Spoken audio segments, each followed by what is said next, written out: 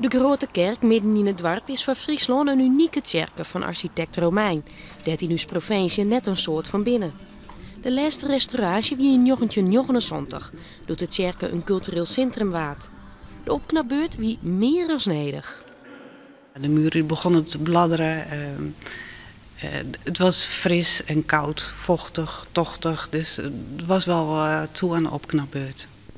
Wat is er al hier gebeurd? Nou, de vloer is vernieuwd hier in de zaal. We hebben nieuwe lambriseringen, we hebben nieuwe muren. Maar we hebben ook een nieuwe licht- en geluidsinstallatie gekregen. En dat is een enorme verbetering. Ook is het gebouw flink energiezuinig maken. Hier in Dolnij is het infocentrum van het Nederlands Genootschap van Sint-Jacob. Hier kunnen mensen alles te weten komen hoe de pilgrimstocht naar Santiago de Compostela.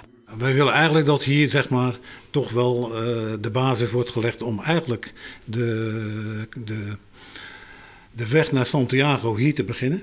Met het stempel erin van Sint-Jacobi-parochie en hier van de Grote Kerk. De hele restauratie had 9 ton kosten en is betellen terug onder roerend de gemeente, provincie, Europa en de stichting Beeldse Belangen. Een gigantisch bedrag in tijden van bezuinigings. Het wie dan expand voor de eigenaar van het gebouw. Wij zeggen wel onkomen dat de gemeente bezuinigen moest en ook de provincie. En wij tochten van, we hopen dat het klaar komt zo. En het is alle jaar slagen en dan ben we wel grutskop. Want of het op dit stuit nog slagjes zo, dan zou het wel een stuk dregen wezen. Van de middag is de Grote Kerk feestelijk weer riepenen.